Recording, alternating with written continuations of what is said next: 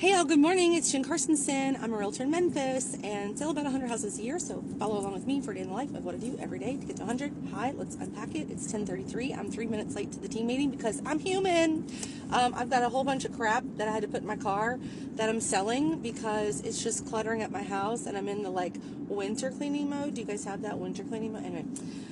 Screw spring cleaning. I'm always too busy in the spring, but Jan and Feb, it's pretty low key in real estate. So it's like my chance to get my head right, my house right, my everything organized.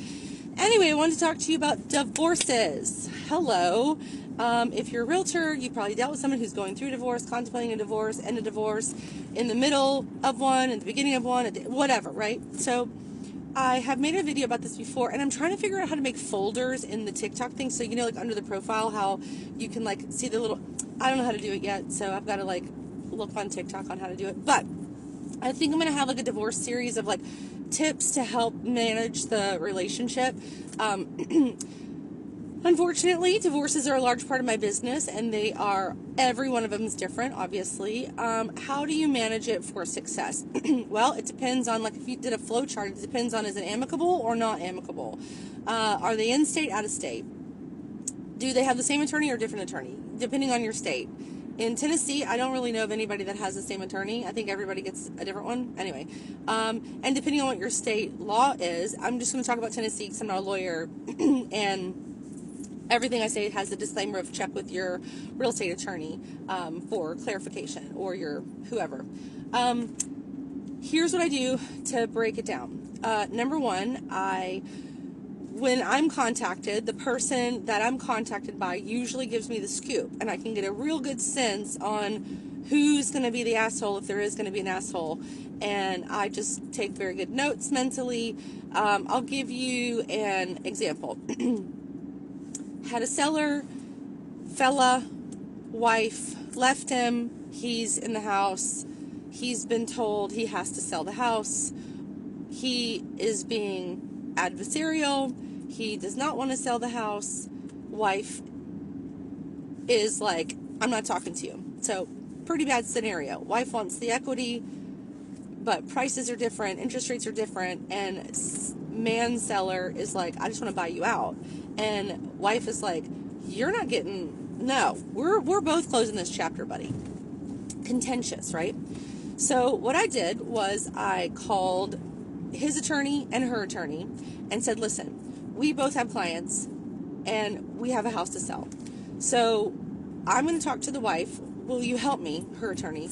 I would like to offer to put my information in the MDA where it says stipulations of, let's try to minimize the disruption, right? Let's try to minimize the arguments. I know it kind of minimizes your hourly, but let's just try to minimize the chaos here, right? So we agreed, all of us, that we were going to do this.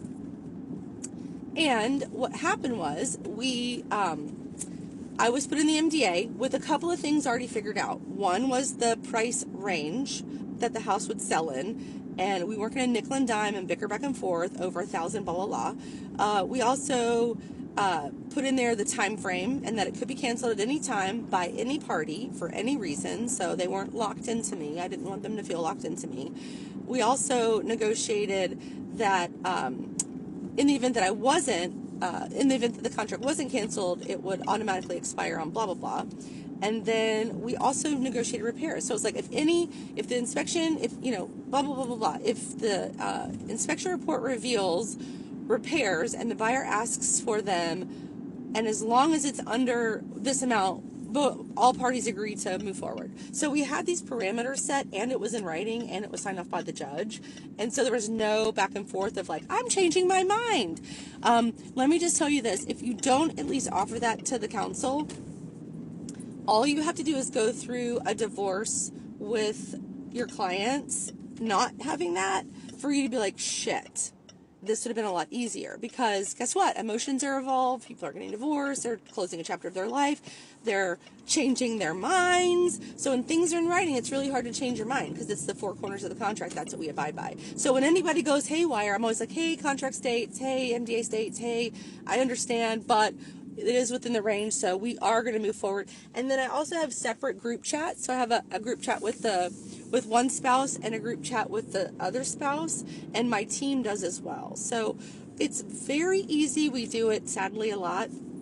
So if you want more information on a deeper dive into this, happy to do that. But I started doing this back 15 years ago because I started getting business from a divorce attorney, and I was like, what would make it, we just started strategizing, like, what would make it easier? And I was like, why can't I be named in the MDA? And he was like, well, you can if you want to be. I'm like, hell yeah. I mean, that's going to reduce a lot of crap. So anyway, walking into my team meeting. Hope you guys have a good day.